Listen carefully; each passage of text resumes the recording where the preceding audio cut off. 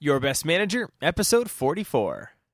The fact that he took the chance on me, but then trusted me for what I brought to the table, but at the same time took the necessary amount of time to teach and to mentor me along, in things that I probably hadn't seen yet at that young of an age.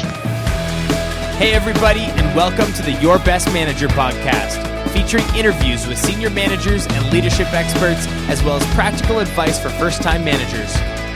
And after today's show, be sure to hop over to yourbestmanager.com and check out the free management course, Fully Engaged in 10 Days, where you will learn 3 critical components to increasing employee engagement on your team. Have fun!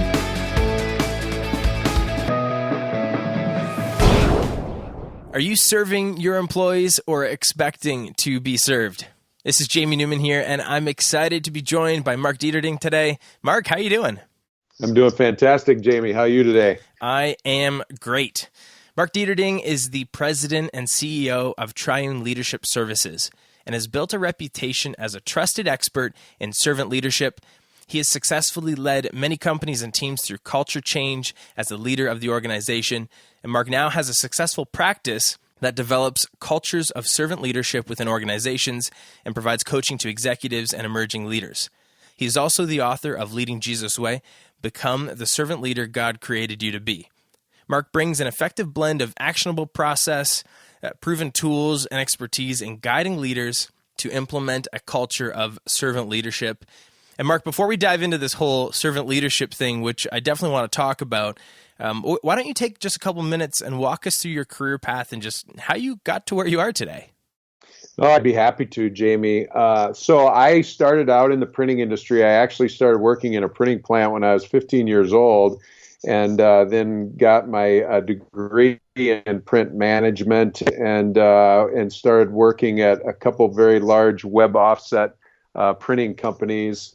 Worked my way, through those organizations. Throughout my career, I spent about 30 years then in the printing industry.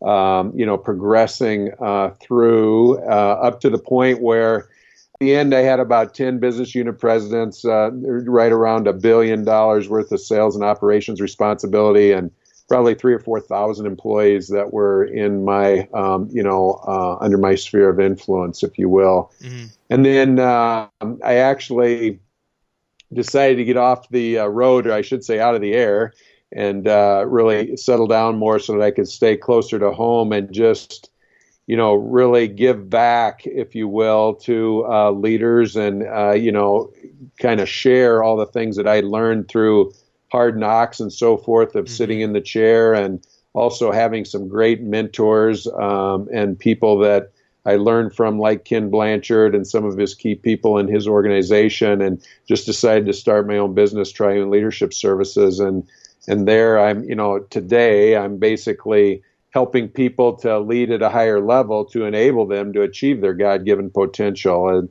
through executive coaching, through working with senior leadership teams and helping them to understand what it means to be a servant leader and drive a culture of servant leadership within their organization. And then, written the book, like you said, I've written a couple books actually on servant leadership. So just trying to give back and invest in people, because I just believe that our world will be a better place if we can all get our arms around and focus on servant leadership, if you will. And so that's kind of what I've given my life to now as of the last 6 years. Yeah, I've got a question for you. First of all, congratulations on building a successful career. But I'm wondering why you chose servant leadership, or actually maybe that's not what I want to ask. What I want to ask is, why do you think that works? Because for me, maybe this is the first time I'm hearing this phrase servant leadership, but it probably isn't. I'm wondering, can you not get taken advantage of if you're serving people, or if your entire goal as a leader is to make it about other people? Like, it sounds nice, but aren't there some dangers involved with that? Yeah, I love the question, Jamie. That's awesome. And, that what's interesting about that is so many people, when they first hear the term servant leadership, that's what immediately goes to their mind. They think of this real soft, nice environment, if you will, where the whole mission is just to create, just this spot where everybody can have a good time and feel good about themselves and that type thing, which you do, you are certainly wanting to do that, create that type of environment where people want to be at. But servant leadership is far from soft. The model of servant leadership that I built is really around 5 key things. One is, you have to build the foundation. That rests right on a leader's shoulders, and that's really framing up your purpose, your vision, your values. But then from there, it's all about building energy within the team and helping, everybody to just be wanting to race into work. The third leg is building performance, and that's where it's not soft. I mean, as servant leaders, we have to make sure that status quo is never accepted as okay, and we have to be driving improvement every day, starting with ourselves personally, but also with every aspect of the organization. If you take your foot off the accelerator for a minute, you can become, irrelevant in our world. And so if you're really thinking about the greater good of others, you are driving performance to new levels every day to make sure that your organization is successful, that they as individuals are successful, and that type of thing. So it is absolutely, not soft whatsoever. And it's all about, then the fourth piece, building relationships. As leaders, we're here to build relationships, with people, because we're not going to do it on our own. And so that's really important. And the last piece is the whole aspect of character, that, everything rises and falls with leadership, and everything rises and falls within a leader on their personal character and how they can be trusted and that type of thing. So it's really all those things put together, but it's anything but soft. People, it's not a situation where people will take advantage of you. It's you, holding you personally accountable to the values and the behaviors of the organization as well as the entire team. And that's how you build high performance. And organizations, that are very, very successful, that have proven that, time and time again, like Southwest Airlines, like Chick-fil-A, like Marriott. I mean, there's Toro, there's all kinds of great examples of organizations that have invested in servant leadership as their culture, and they are far outperforming their competition. Yeah, and I love how you just spent so much time talking about performance, and I tried to write down exactly what you said, but I'm gonna have to go back and listen. But you said something to the effect of if you really want to build other people up or help other people be successful, you have to drive performance. Because it just got me thinking, like, if you've got a really fun team, let's say, or a really nice, comfortable environment, but the team doesn't perform, well, you're not going to create opportunities for your people to do things like get promoted, get raises, bonuses, achieve their goals, because ultimately businesses are in business to make money, and if they don't make money, they're not in business. And so you can't really help anybody if there isn't performance, right? You just hit it right on the head, Jamie. That's exactly right. And think about the feeling of when you're on a winning team, right? I mean, I'm a big hockey fan, and I mean, you think about these grown men when they win the Stanley Cup, and you see them on the ice, skating that cup around. That coach or that leader that helped them get to that spot, it was not easy getting there. I mean, there were a lot of hard times, a lot of hard work. But had you not expected that out of them and helped them get to that spot, you would have robbed them of that unbelievable moment, that feeling, of accomplishment and achievement. And that's what servant leadership is about, is helping people to get to that point where they wouldn't have gotten on their own, and and that it's just a great feeling to be on that winning team and to win. And that at the end of the day is, a big part of servant leadership. Yeah, if you want to be on the winning team, you've got to expect high expectations and expect to be pushed. Love that. Well, let's jump into the big question for today's interview. When you look back on your career, and you've already mentioned some mentors and people who have come along in your life to help you, but when you look back on your career, who was your best manager? And again, it doesn't have to be a manager, so it could be a mentor, but who has had the most significant influence on your career, and then why? Yeah, that's a great question too, Jamie. And I've been blessed with many of them for sure. I would not be in where I'm at today if I didn't have some great leaders that came alongside me and invested in me, every step of the way. But one I would like to highlight is a gentleman by the name of Jack Asherman. He actually took a chance on me when, I just actually talked to him about 2 months ago. Then I said, well, I can't believe that you did what you did.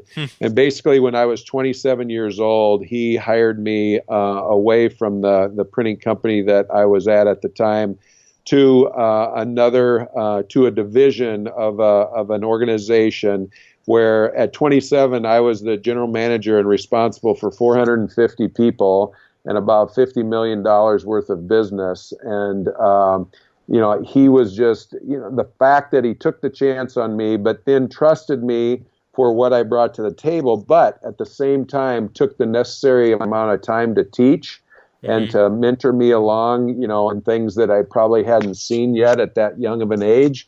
And it was just a great example of a combination of setting up the appropriate boundaries and then putting me in control of the goal, allowing me to do what I do best. He was in Chicago, I was up in Minnesota, so it was an indirect relationship as far as I didn't see him every day, but yet he was always there for me and, taught at every chance that he could. But yet I was allowed to run the show and make mistakes when he didn't allow me to kill myself, but allowed me to stub my toe enough that I could learn from it. So that's who I would really raise up as somebody that was really, really, really important in my life.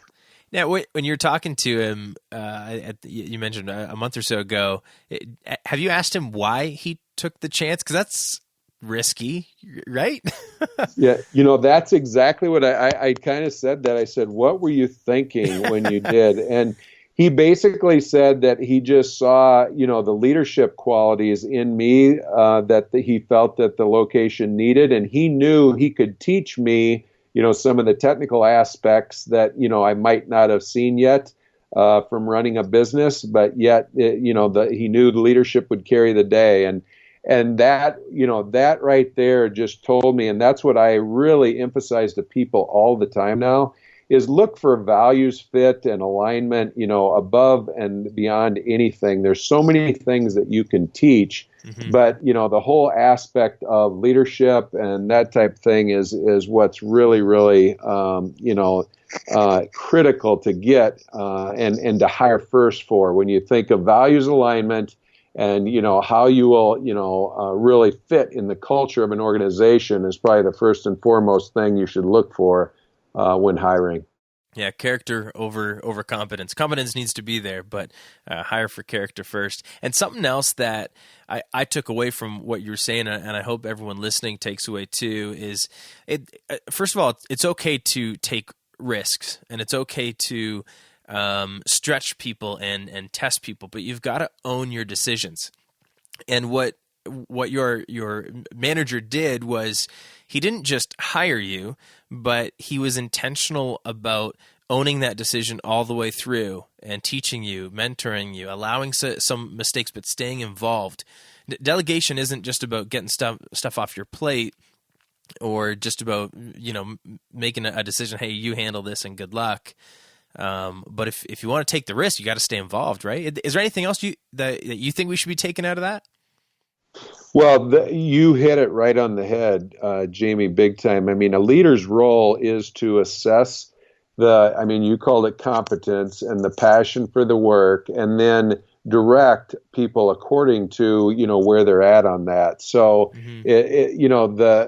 sometimes you need to direct a lot, and that will bring people energy. Other times, very experienced people, that really know what they need to do, you widen the boundaries very much so, and you're there just to support them and lift them up and let them know what a great job they're doing. Right. And within each part of their job, that might switch. So leadership is not about being the exact same person to every single situation and every single person along the way. It's about adapting your leadership style to the needs of the people that you're leading. So good. Now, you also mentioned that you've stubbed your toe a couple times along your leadership journey. So I'm wondering, maybe you can tell us about maybe one or one of your experiences, or even a commonality of challenges that you faced as a manager, and what we can maybe learn from those things? One I always like to bring up with people that I'm coaching and so forth is the adage that, leadership is really what you allow in your presence becomes the rule of your command. And when I had one of my steps before the situation I was sharing you with, I actually was the plant manager of a printing facility in Milwaukee, Wisconsin.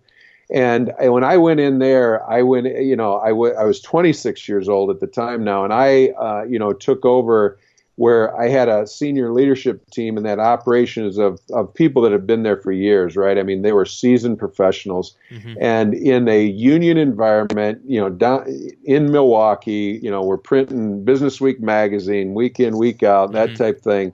And I mean, these were individuals where they, swore like sailors when they would sit in a conference room and swearing at each other and all this kind of stuff. And I'm like, this is not the environment that we want. So I'm thinking that if they just watch me, that I'm not going to conduct myself like that, then they'll adapt and quit that and we'll build this culture that we want.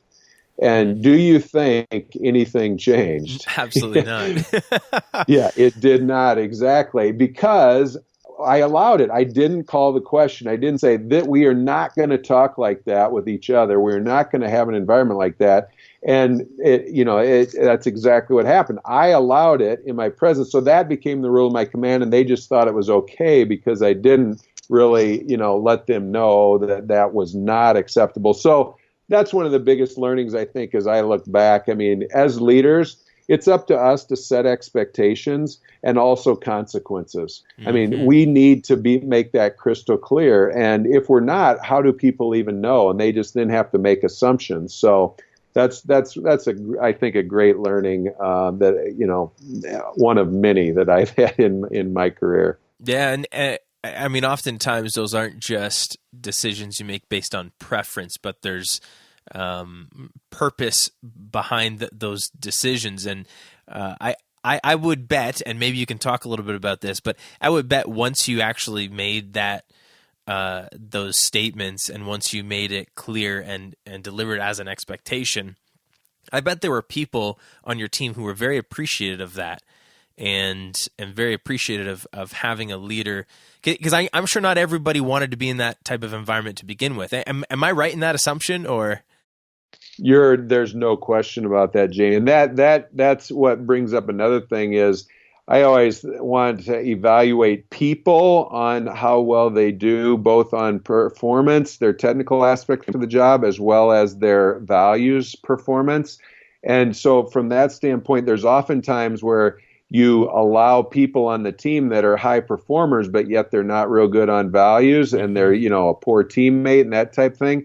And if you as a leader aren't, acting on those folks, what are you telling the rest of the organization? Yeah. Well, that it's really okay to behave any way that you want to. On the converse, if you do act on those people, just to your point, they're the first ones to say, I can't begin to thank you enough for taking, action. We will pick up whatever we've got to pick up to take care of the technical performance that we're going to miss here. But thank you for getting this person off the team, because it just wasn't, he or she wasn't a good teammate, that type thing. And so you're right. They will absolutely thank you for, making the tough calls on the things that need to be made, particularly when it has anything to do with the cultural aspect and values of the organization. Yeah, I love all of that, and I think it goes back, and you mentioned it already, but I think it goes back to when you're starting something, when you're becoming a leader, when you're building a team, you've got to get your convictions and your expectations maybe even written down, but before you get into things, and you've got to decide, hey, what are some of the non-negotiables for my team? What are some of the expectations when I envision our future? And you've got to communicate those, but you got to stick to them. You can't just think that, hey, if I change a couple things, or if I'm a good example, I'm going to change the world. You've really got to stick to your convictions and communicate those. So I love everything you were just saying. Yeah. And I'd now like to jump back to today a little bit, though, and maybe you can tell us something exciting that's happening in your world right now. Obviously, you've got your most recent book, which came out in September last year. Is that correct? That is right. Yep, that's exactly right. Yeah, we just published "Leading Jesus' Way" in like you said, in the fall, and the whole idea behind that was to really get out what I had been working with, locally in the state of Minnesota, in front of people, face to face. I wanted to be able to make that available for the world, if you will, and that's why I did take the last couple years to really put it into print. And been really excited about the feedback and the people that have accessed it above and beyond that I would have ever dreamed, and now making connections and that type thing. We're also now in the next month rolling out an online training opportunity for people to really learn about servant leadership. Online ties right into the book, and again, just another way to really help build the momentum around this whole aspect of servant leadership. That is exciting. And what is is the course based around the book, or is the book a complement to the course, or is it kind of both? So the book is where I share the model that I built on how to really step into servant leadership. One of the things, just a little bit more on the book. When I stepped out of business, I wanted to, not be just another consultant, if you will, that was sharing some philosophy or, theory on things. I really wanted to provide people some actionable tools on what it really meant to be a servant leader and to really create and provide very, very positive impact for people. And so built this tool set, this toolbox, and this model to help people to really step into that. So that's what the book really is a culmination of. It's what I train people on every day, what I coach people with around and that type thing. And so then just wanted to expand upon that is to try to make it one step closer to in person. And that's what the online training is about, is really for people to be able to access that, get some, exposure to me via videos, and then also on the phone, on a one-on-one basis as well. Love that. And actually, I'm going to ask you to talk a little bit about self-development for a second, because I love, personally, I just love the reach and access of technology these days. There's so many resources that managers can take advantage of to develop their leadership skills. And one of the cool things about building an online course is you can access that anywhere you are in the world. Like, you don't have to pay for the plane ticket and the hotel, and you don't have to clear your schedule for a weekend or a couple days out of the week. It's accessible everywhere. And so can you just talk a little bit about maybe why you created it to be online, and also the value of, I guess, investing in yourself? Well, yeah. So I created it online for just the reasons that you mentioned, Jamie, 100%. And plus, I think the next generation of leader really is a lot more comfortable of taking it online. Plus, they have very, very busy lives. And one of the advantages of online is you can do it on your own time, when it works for you, as opposed to having to come to a class at a certain time and so forth. And so I think it really fits into the younger leaders that are, really out wanting to enhance their skills and abilities in that area to really develop their that piece of their leadership. One of the key attributes of a servant leader, Jamie, is the never-ending passion for personal development. Just wanting to improve all the time. And that gets towards our discussion that we're talking about on building performance. It all starts with you as an individual. And that desire to be getting better all the time. If you're not improving, the people that you're leading, they're going to really say, well, I guess my leaders felt that they've arrived, so do I really need to improve as well? Yeah. So, you need to model that, and show them that, guess what, you never arrive. One of the great people that I just have so much admiration for is a renowned leader here in our community. He's 74 years old, And he is, just ready to start his 7th year of servant leadership training that I conduct here in the community. And at 74, he just can't get enough. And here's a leader that's illustrating to people, you can never, finish your learning. You just want to constantly improve. And so having that passion will be a great model for people. Plus, I mean, you can never, be there. It's a journey. Servant leadership and just leadership, per se, is a journey. I mean, you're just constantly learning. That's why I totally take my hat off to you and the work that you do. I mean, to bring this information and this knowledge through other leaders to your community is just fabulous, Jamie. It's just a great example of personal development. Yeah. And speaking of personal development, a great place to start, a simple place to start is through regularly reading. And so obviously you've got a couple of books that you've written, which would be great for first-time managers to check out, and I'll put those links in the show notes. But outside of those books, what would be a book that you would recommend that first-time managers should pick up when they're just starting out their leadership journey? There's a couple that I have a whole page of books that I just absolutely love, because you're right, reading is so important. But a couple that I would point out for your readers, one that might not be on their radar is a book called Lead for God's Sake. Mm-hmm. And it's written in fable form by a guy by the name of Todd Gonwer. He's a friend of mine. He's become a friend of mine since he wrote the book, and we connected on it. But it's just a really great way to learn about leadership, in a really easy to read fashion. I've given over 100 copies of that book away, and the feedback that I get is, definitely, changed my life on how I looked at leadership, on how I conducted my day-to-day activities, all that type of thing.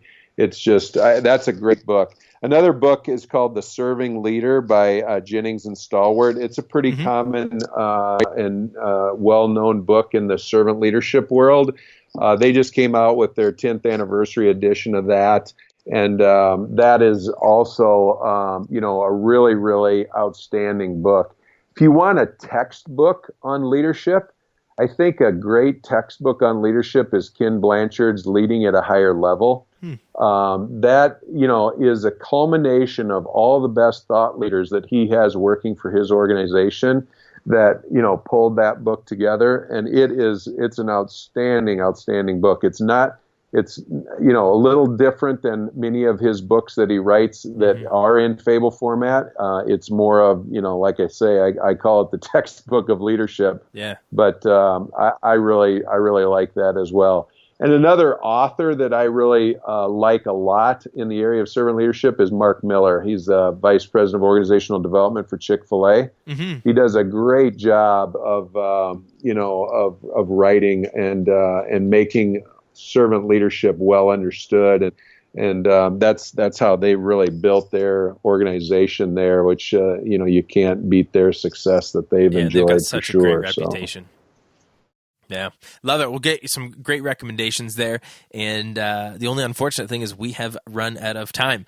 So it is time to say goodbye, Mark. If someone listening wants to connect with you, though, find your books, learn more about Triune Leadership Services, maybe check out more information on your online course that's coming up, where's the best place for them to go? So the best place, Jamie, really is right on my website. It's triuneleadershipservices.com. And that kind of gives an outline of, some of the offerings and services that our organization provides. And then I also have a website for the book, leadingjesusway.com, which you can access the book. And both the other book that I wrote is called A Model of Servant Leadership. And you can get that through my website as well. And then certainly would look to hook up with anybody on LinkedIn. I love to, put out things on a weekly basis on servant leadership. And if you subscribe to, my blog every week through my website, you'll get that, sent right to your email every week as well. So I just love connecting with people that have a heart for servant leadership and are looking to, really make a significant positive difference in the world. So I would look forward to hooking up with anybody who would like to advance their skills in that area. Awesome. Well, I love what you are doing, Mark, and I will put those links as well as your book recommendations in the show notes, which are available at yourbestmanager.com. And it's really easy because you can just search Mark from the homepage and find everything from today's episode. And managers, I'm not sure if you are traveling to or from work, getting a workout in, or simply taking some time to relax and listen today, but I hope that you've been encouraged and inspired from our conversation with Mark Deterding. Mark, thanks again for sharing some of your story with the next generation of leaders. I truly appreciate it, and we'll talk soon. It's been an absolute pleasure and honor, Jamie. Thank you. All right, everyone, that does it for today's episode. Thank you so much for listening. Now hop over to yourbestmanager.com and take advantage of the free tools, resources, and training which I've created exclusively for you, the next generation of leaders. Oh, and have fun.